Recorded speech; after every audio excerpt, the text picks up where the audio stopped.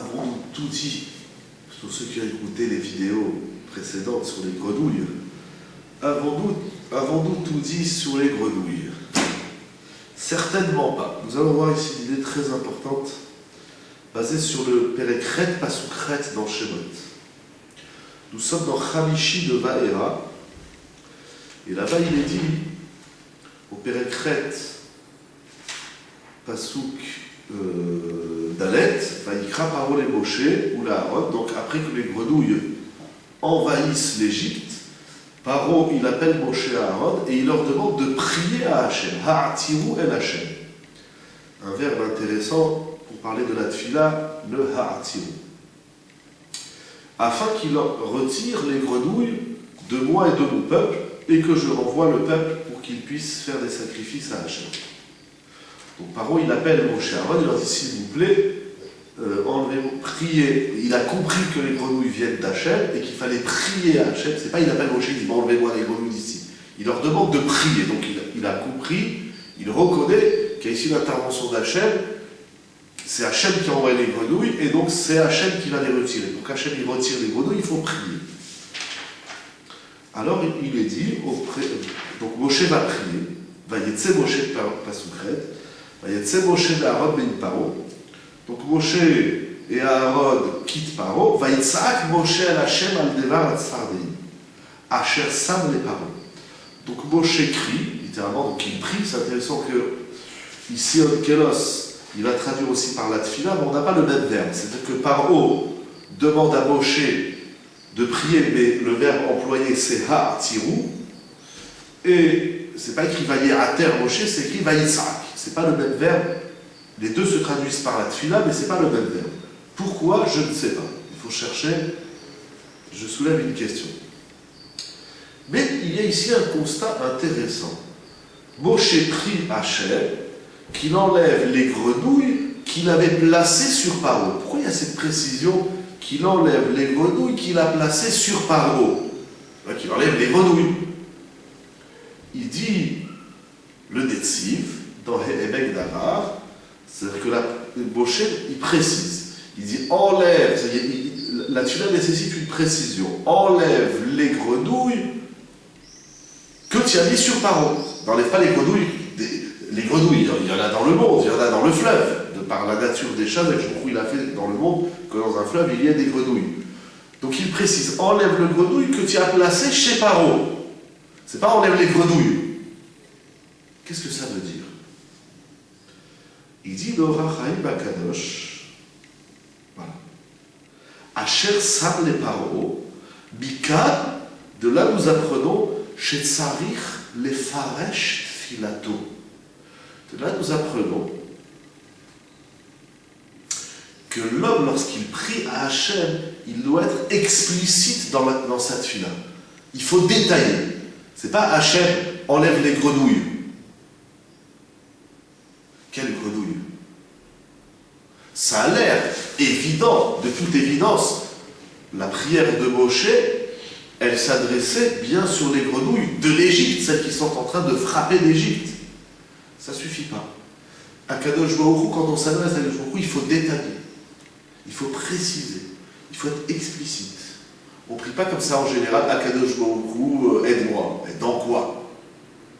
Dans tel domaine. Par exemple, Shalom Bayit. Quoi? J'ai dit quoi? À Kadosh Baruch Hu, guéris-moi. Et dans quoi? Celui qui a 3 bobos. Eh bien, guéris-moi. C'est évident. Ou du plus important, ou des 3. Il n'y a pas d'évidence dans la tfila. Il n'y a pas d'implicite. Tout doit être expliqué. Jusqu'où ça va? Il dit sur ça, Rav Zilberstein, il dit la chose suivante. Tout d'abord, il ramène au nom du Zohar, qui ramenait ici aussi dans cette édition l'Ikouté à Arot al-Orach Chaim. Le Zohar HaKadosh, il dit, on trouve ça également chez Yaakov Avinu. Lorsque Yaakov Avinu, il prie, parce qu'il va à la rencontre de Esav, il demande à Kadosh Baruch Hu de lui porter secours. Et dans le passou qui dit Hatsile Mina, sauve-moi, secours-moi, Biyad Achi, de la main de mon frère, Biyad Esav, de la main de Esav. Donc c'est-à-dire qu'il va donner deux critères pour bien caractériser son ennemi, mon frère Esav. Il ne dit pas Hachem, secours-moi. De quoi? Ça va, vous n'avez pas besoin de tout te dire. Oui, dans la tefila, il faut tout dire. Il y a plein d'autres exemples dans la Torah, plein de... C'est intéressant parce qu'on trouve ça aussi chez Akadosh Baruch Hu lui-même. Lorsqu'Akadosh Baruch Hu demande quelque chose à l'homme, lorsqu'il va, par exemple, on voit ça dans la Hakeda, dans le ligotage d'Yitzhak, lorsqu'Akadosh Baruch Hu dit à Abraham, ligote ton fils, il lui dit, celui que tu aimes, Yitzhak. Pourquoi il précise, il donne toutes ces précisions? Rachid explique dans Bereshit, si tu me dis de ligoter mon fils, lequel? J'en ai deux, Yitzhak et Ishmaël. Si tu me dis, alors je peux dire, mais celui que tu aimes, Hachem Ahavta. Abraham dit Hachem, et les deux je les aime. Alors il dit Yitzhak. Donc ça va dans les deux sens. Lorsqu'Akadosh Baruch Hu, il s'adresse à l'homme, ou lorsque l'homme il s'adresse à Akadosh Baruch Hu, les choses doivent être explicites. On ne prie pas comme ça à peu près. Pourquoi? Parce que le Midrash il dit, si l'homme y prie à peu près, alors Akadosh Baruch Hu il lui répond à peu près. Il ramène Rav Zilberstein ici dans Barechi Nafshi, le gars de Rabbi Yitzhak Zilberstein, il dit comme ça. C'est écrit dans le Midrash, il raconte qu'il y avait un homme qui voyageait. Et les conditions de voyage d'avant, c'est pas avec des belles voitures, etc., des moteurs. Donc il est à pied, il voyage, et puis à un moment, il est fatigué. Il est épuisé de la marche. Il n'est pas encore arrivé à destination. Alors il prie à Kadosh Baruch Hu, il dit comme ça, Ribono Shel Olam, maître du monde, donne-moi un âne. Eh bien le Midrash dit que ce n'est pas une bonne fila. Il aurait dû dire, donne-moi un âne pour voyager. C'était évident, il ne veut pas un âne pour le manger ou je ne sais pas pourquoi. Et regarde qu'est-ce qu'il dit le Midrash. Akadosh Baruch Hu, il va écouter cette fila, il va lui envoyer un âne. Mais voilà qu'est-ce qui va se passer. Comment? À ce moment-là, au moment où il prie, Akadosh Baruch Hu, envoie-moi un âne, j'en peux plus, j'arrive plus à marcher, je suis fatigué, je dois arriver à destination. Akadosh Baruch Hu, il va faire en sorte qu'à ce moment-là, il y a un notable qui passe par là, donc avec toute sa caravane, avec ses esclaves, avec son épouse, avec ses enfants, et avec une partie de son troupeau. Et voilà que sur la route, il a une ânesse qui attend un ânon, et puis elle va mettre bas, et elle met au monde un ânon. Alors le notable, il est embêté, il dit, mais alors qu'est-ce qu'on va faire? L'ânon, il lui faut quelques jours pour voyager, il faut qu'il se rétablisse un petit peu.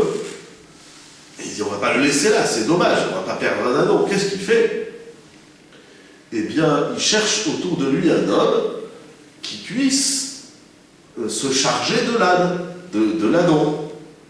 Mazal Tov, il y a un ânon qui est né, et il faut s'en occuper. Donc il cherche autour de lui, et puis là, sur qui il tombe sur notre bonhomme qui était épuisé de son voyage. Alors, il le menace. Et il lui dit, tu vas prendre l'ânon sur tes épaules, et tu vas venir avec moi, je te payerai, tu vas venir avec moi et tu vas m'amener l'ânon. Alors le Yehudi, ce juif-là qui voyageait, il a dit, mais moi, j'ai demandé à Kadosh Baruch Hu un âne, et à Kadosh Baruch Hu, il m'a répondu. Cependant, moi j'ai demandé un âne pour le chevaucher, pas pour que l'âne il me monte sur les épaules. Et voilà. Il lui répond, il lui envoie un âne. Mais lui, il n'a pas dit, je donne-moi un âne pour chevaucher, pour voyager. Il a dit, envoie-moi un âne. Tu veux un âne? Tiens, un âne. Ah, c'est toi maintenant, je t'ai envoyé un âne. C'est pas celui-là que tu voulais. Tu n'avais qu'à me le dire avant. C'est-à-dire que des fois, c'est énorme ce qui est écrit ici. Premier Yesod. Akadosh Baruch Hu, tu as demandé à peu près, il te répond à peu près. C'est énorme. Mais ça veut dire que heureusement que des fois, Kadosh Baruch Hu, il ne répond pas à nos prières. Parce que des fois, la réponse de la prière, elle n'est pas bénéfique pour l'homme. Lui, cet homme, il aurait préféré qu'Hachem ne lui réponde pas sur cette fille-là. Parce qu'il a dit, un âne. Tu veux un âne, tiens, mets-le sur tes épaules. C'est lui qui va te chevaucher. C'est énorme, ça. Mais qu'est-ce qu'a fait qu'il lui réponde à peu près, en fait? Très bonne question. Regarde qu'est-ce qu'il dit. Rav Zilberstein, il continue. Il ramène au nom du gars, la tzaddik Rav Moshe Midner Zetzal. Il dit pourquoi en vérité le sort de ce juif c'était de porter l'âne. Qu'est-ce qu'il a fait dans sa vie pour porter un âne sur ses épaules? Il répond comme ça. Un yesod dans la tfila. Je ne sais même pas si on aura le temps de parler d'époux ce soir. Il dit, lorsqu'un enfant il demande quelque chose à son père, il dit, papa, je veux quelque chose. Il dit, tu veux quoi? Je sais pas, fais-moi un cadeau. L'enfant, il va préciser. Il dit, papa, je veux que tu m'achètes une voiture bleue, rouge, de police, qui fait pique-mon-pain, que les lumières, elles s'allument, qu'elle peut bouger. Il va tout détailler à son père. Il ne va pas lui dire. Pourquoi dans la nature, quel jour où il a fait, que l'enfant, quand il veut quelque chose, quand il veut une glace, il ne dit pas, papa, je veux une glace. Il dit, je veux une glace au chocolat. Il va lui répéter. C'est-à-dire que l'enfant, il ne va pas faire l'économie des mots pour se faire comprendre de son père. Un enfant, il demande à son père, il demande à sa mère ce qu'il veut et il va détailler, expliquer, répéter jusqu'à ce qu'il a. Il ne va pas choisir les mots, il va dire tous les mots qui lui passent par la tête pour bien se faire comprendre de son parent. Pourquoi? Parce que l'enfant, ça veut dire quoi? Ça veut dire qu'il faut prier comme ça. Il faut prier à Kadosh Baruch Hu tel un enfant qui demande quelque chose à son père de façon incessante, explicite et claire. Il ne veut pas qu'il y ait d'ambiguïté. C'est pas, papa, je veux une glace. Il avait une glace à la fraise. Mais non, je veux au chocolat. Ben, tu m'as pas dit. Non, il va chercher. Pourquoi c'est comme ça? Parce que cela prouve que si jamais l'enfant, ça va le faire dans l'Antiquité, si l'enfant, il faisait l'économie des mots, ça voudrait dire qu'il n'a pas un bon rapport avec son père. Il n'est pas assez proche de son père. Mais comme il se sent proche de son père, je vais tout lui demander. Il faut que ça soit clair. Par conséquent, premier yesod, première idée. Si ma tfila exprimée à Kadosh Baruch Hu, elle est à peu près, le discours à peu près témoigne qu'entre moi et Akadosh Baruch Hu, il y a un écart. Je ne me sens pas assez proche d'Akadosh Baruch Hu pour lui demander les choses clairement, tel un enfant parlerait à son père. Alors la réponse, elle vient aussi avec un écart. Akadosh Baruch Hu, il ne peut pas me répondre. Quand est-ce qu'on a envie de tout donner à l'autre? C'est quand on se sent proche. Quand on se sent proche, on veut lui faire plaisir, on veut tout lui donner dans le moindre détail, on veut qu'il manque rien pour qu'il se sente bien. Mais ça, si je ne sens pas que tu es proche de moi, donc tu me demandes à peu près, c'est-à-dire la tfila à peu près, elle ne témoigne pas de ma proximité avec Hachem. Ah, je demande à peu près. Pas que je vous dis si tu n'es pas proche de moi, moi aussi je ne suis pas proche de toi. Donc je te réponds à peu près. Mais tu es en train de dire qu'il n'y a que le langage qui fait que je suis proche d'Hachem. C'est ça? En tout cas, dans le langage, j'exprime cette proximité que j'ai avec Hachem. Donc deux choses. Toi tu vas encore plus loin, toi tu dis, c'est dans le langage qu'on se rapproche. Est-ce que le langage, il l'exprime? Je m'amuse à le faire dans le couple, ou même avec les enfants. Les enfants, je les aime. Tout homme au monde aime ses enfants. C'est normal. Mais l'enfant, il dit, si mon père il m'a pas dit je t'aime, c'est qu'il ne m'aime pas. Faisons-le dans le couple aussi, c'est très rigolo. J'adore le couple. Un homme qui ne dit pas, une femme qui ne dit pas, un conjoint qui ne dit pas à son conjoint, tu m'aimes, l'autre il ne se sent pas aimé. Il dit, tu m'aimes pas. Bien sûr que je t'aime, mais pourquoi tu ne le dis pas? Je ne te le dis pas. Je ne sais pas pourquoi je ne te le dis pas, mais c'est implicite. Non, c'est-à-dire celui qui est de l'autre côté, il dit, s'il n'exprime pas son amour, son affection, c'est qu'il ne m'aime pas. C'est comme ça que l'autre, il le ressent. Si tu ne dis pas des mots d'amour et d'affection, eh bien, je me sens pas aimé. C'est pas je me sens aimé, mais il me le dit pas. Non, c'est pas comme ça, c'est pas vécu comme ça. Dans le couple, dans l'amitié aussi. Si tu me dis pas bonjour, je sens pas que tu as de l'estime pour moi. Je dis, pourquoi tu me dis pas bonjour? Tu m'aimes pas? Qu'est-ce que je t'ai fait? Pas du tout, tu es mon meilleur ami. Alors pourquoi tu me dis pas bonjour? Pourquoi tu me dis pas des mots sympathiques? L'expression du discours va témoigner à l'autre ce qu'on a dans le cœur. Vis-à-vis d'Akadosh Baruch Hu, c'est la même chose. Si je lui parle à peu près, c'est que je suis loin de lui. Je ressens pas, j'exprime pas fortement, mais si je l'exprime pas, parce que d'ailleurs, c'est juste, j'aime bien ce que tu dis, parce que d'ailleurs, quand on ne dit pas les choses, en vérité, on ne les ressent pas vraiment. Parce que quand on les ressent vraiment, alors on sait les dire très fortement. Donc tu rencontres quelqu'un que tu n'as pas vu depuis longtemps, quelqu'un que tu aimes bien, un ami, un parent, tu dis, oh, comment ça va, ça me fait super plaisir de te voir, mais que tu es devenu, oh là là, mais quelle surprise. Mais, là, je vais lui exprimer tout mon amour, toute mon estime, toute ma considération. Là, je saurais le dire. Donc ça veut dire que quand je ne le dis pas, j'aime moins, même si c'est un peu moins, ou je considère moins. J'ai moins de considération pour celui dont je n'exprime pas toute mon estime. Donc le fait de le... Maintenant, comment on va s'approcher? On peut le faire aussi à l'extrême, à un autre niveau. Je me suis disputé avec quelqu'un. Chas v'shalom. On va dire quelqu'un s'est disputé avec moi. Bon, ben on est à froid, voilà, bon, on se dit bonjour comme ça. Maintenant, comment on va faire un travail de rapprochement? Bien sûr, déjà dans le cœur, il faut enlever la haine, il faut enlever la jalousie, il faut enlever toutes les mauvaises idoles. Mais à un moment, comment on va faire un travail de se rapprocher? Bon, on va voir là, on se dit, bon, écoute, on va pas rester comme ça, il faut qu'on parle. Ah, pourquoi il faut qu'on parle? On fout un bouquet de fleurs, une tablette de chocolat, non, il faut qu'on parle. Et en parlant, on va se dire des mots, bien sûr, parler pour se rapprocher, pour s'approcher, pas parler pour se rentrer dedans, sinon on n'a rien gagné. Donc, premièrement, le Netziv, il dit, mon cher Louis, il précise, enlève les grenouilles que tu as placées en Égypte. Donc, enlève les grenouilles que tu as placées en Égypte, mais pas les grenouilles d'ailleurs. N'enlève pas les grenouilles de l'Arabie Saoudite ou de l'Irak. Là-bas, elles ne font pas de problème. Donc, déjà, il faut préciser. Pourquoi? Parce que le Rav Chaim Akadosh nous dit que dans la tfila, il faut être explicite, il faut tout détailler, il faut être clair. Parce que si on n'est pas clair, on a vu du Midrash, parce que si on n'est pas clair, alors Akadosh Baruch Hu, il répond à peu près. Demande, requête à peu près, réponse à peu près.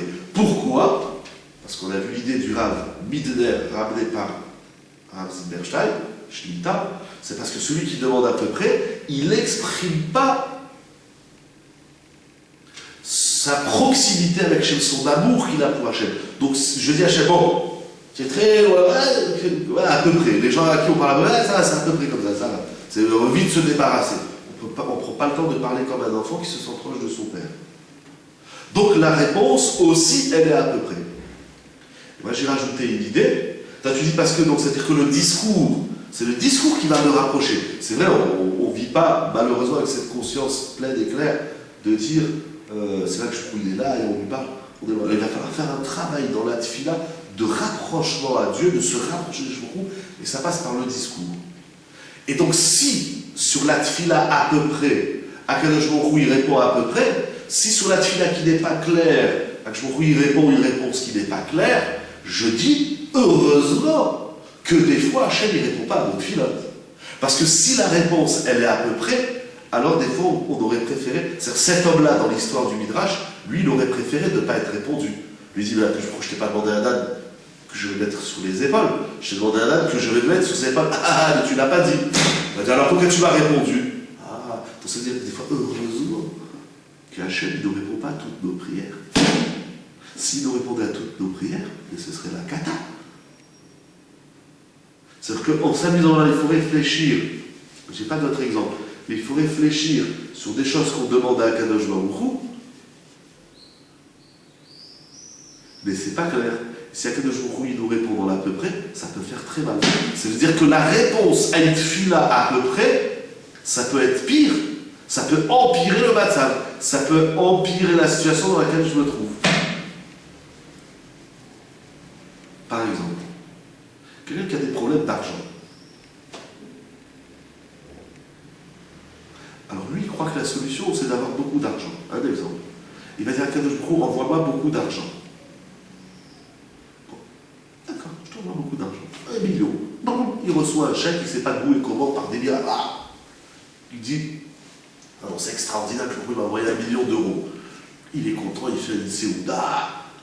Il est content, il invite les copains, il dit, on nous la chaîne, il donne le maaser, tout ce que tu veux. Le lendemain, boum. Il a un problème de tuyauterie à la maison, je ne sais pas, il y a tout qui explose. Monsieur, 10 000. 10 000. Si moi j'avais besoin d'argent pour payer mon loyer. Un mois après, boum, le moteur de sa voiture il crame, 20 000. Je me suis dit à la fin, je pouvais, moi je t'ai demandé 1 million. Pas pour réparer ce qui allait bien. Je t'ai demandé 1 million pour réparer tous les problèmes que j'avais. Ah, tu ne l'as pas dit. Donc la tefila, c'est pas que je m'en fous, envoie-moi 1 million. La tefila, c'est que je vous aide-moi à régler les problèmes.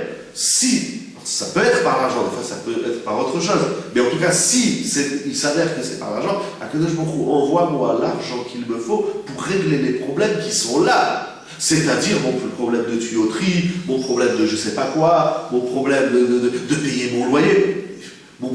Mais celui qui disait, Akadosh Baruch Hu, envoie-moi 1 million, le lendemain, boum, il dégringole dans les escaliers, il se casse la jambe, le dama, quel tsarot, que je t'ai demandé des sous, pas pour me créer des problèmes. Mais tu l'as pas dit, il fallait le dire avant. Donc lui, dans cette fille-là, il va dire à Kadosh Baruch Hu, aide-moi à trouver la solution à mes problèmes et continue à me protéger pour qu'il n'y ait pas de nouveaux problèmes. Mais c'est pas fini. Vous savez, je dis des fois, hein, c'est clair, des fois c'est-à-dire que je vois au coup. Alors en vérité, c'est pour ça que dans la tefila, on rajoute à la fin de la tefila une bracha, un pasuk. Giyu le ratson ibrefi, vehegion libi le fadera shem tzuyuem. Il y a un cours audio, si déjà les gens ils regardent, par au rabat pour regarder notre vidéo sur les grenouilles de ce soir, on parle encore des grenouilles. Il y a un cours audio sur Giyu le ratson ibrefi, je ne sais plus comment il s'appelle, cherchez là-bas dans les cours audio, vous allez voir, il y a un cours. C'est-à-dire que dans la tefila, à la fin de la tefila, on dit à Kadosh Baruch Hu qu'il soit de ta volonté d'agréer, ibrefi, les propos de ma bouche, vehegion libi. On demande à Kadosh Baruch Hu de répondre aussi aux pensées de nos cœurs. Parce qu'on n'arrive pas toujours à dire les choses. C'est ceux qui disent que je m'envoie mal l'argent pour régler mes problèmes. Ça sous-entend les problèmes actuels. Tu ne l'as pas dit, tu l'as pensé. Alors on demande à Kadosh Baruch Hu aussi de répondre à la fois à ce qu'on dit et à la fois à ce qu'on pense. Mais déjà, il faut le dire. Il faut le dire. Mais même ça, c'est pas suffisant, parce que des fois, les pensées, elles ne sont pas très claires. Il y a celui qui dit que je m'envoie 1 million d'euros. Pourquoi? Écoute, je ne sais pas. Il me dit, envoie 1 million d'euros, on verra après. Mais la richesse, c'est pas toujours une bracha. Envoie-moi l'argent, on verra après. C'est pas toujours une bracha. Qu'est-ce que tu as pensé? Tu vas faire quoi avec? Je sais pas. Je vais les mettre dans un compte, on verra. C'est pas toujours une bracha d'avoir beaucoup d'argent. Genre cet exemple que j'ai donné, après il y a d'autres exemples, etc. Hachem, voilà, j'espère que j'ai bien demandé qu'est-ce que je dois demander, mais est-ce que j'ai bien détaillé, est-ce que j'ai bien dit, est-ce que c'est exactement ça qu'il me faut? Alors il m'a posé aussi la question que tu as demandé, il va répondre à cette question, il dit, il faut rajouter. En vérité, cet homme-là, tout homme, tout être, en vérité, il n'est pas au niveau qu'Hachem, il remplisse ses requêtes. Tu demandes quelque chose à Kadosh Baruch Hu. Kadosh Baruch Hu, il me regarde, il sait qu'il doit. C'est-à-dire que quand je viens devant Kadosh Baruch Hu pour lui exprimer quelque chose, pour lui demander quelque chose, je me dis, c'est qui toi? On va le faire entre deux hommes. Je fais quelque chose à la maison, des fois on fait quelque chose à la maison. Par exemple, tu veux changer la tapisserie. Alors il vient ton gamin de 8 ans, il dit, ah papa, pourquoi tu mets cette tapisserie, elle n'est pas belle? Je t'ai demandé quelque chose. Qu'est-ce que tu comprends à la vie? Tu vas acheter une voiture, ton gamin de 15 ans, il dit ah là, tu vas pas acheter une Renault, achète une Peugeot, achète une belle. Il va me dire qu'est-ce que je dois faire dans la vie, Bichlal? Fais tes devoirs, à mettre des bonnes notes, sois un bon garçon, une bonne fille dans la vie. Trace, qu'est-ce que tu vas me dire? Qu'est-ce que tu rentres dans ma vie? Donc tu comprends, papa, mais après nous qu'on va voyager, on n'est pas à l'aise. Dis-moi merci que je t'achète une voiture, que je t'amène tous les matins à l'école, ça veut dire quoi? Ou même tu fais quelque chose, au bureau, tu travailles, il vient la secrétaire, à lui-même, il y a quelqu'un qui dit là, qu'est-ce que tu fais comme ça? Je t'ai demandé quelque chose, c'est mon univers, qu'est-ce que tu rentres dans mon univers? Dès que tu comprends rien, dès que tu comprends. Je fais la même chose, moi, des fois, dans la Torah et la Marathon. On fait quelque chose dans la Torah, les gens qui sont loin de la Torah, malheureusement, ils viennent dire ah, c'est pas comme ça qu'il faut faire. Tu comprends quelque chose dans la Torah, tu as ouvert un livre, tu sais de quoi tu parles, dégage. Mais c'est la même chose avec Kadosh Baruch Hu. On vient chaque jour, on lui dit bon, toi, Kadosh Baruch Hu, tu as décidé quelque chose. Seulement, ce que tu as décidé pour moi, ça ne me correspond pas. Tu ne peux pas changer les donnes. C'est qui doit dire là pour me dire qu'est-ce que je dois faire. Kadosh Baruch Hu fait ce qu'il veut dans le monde.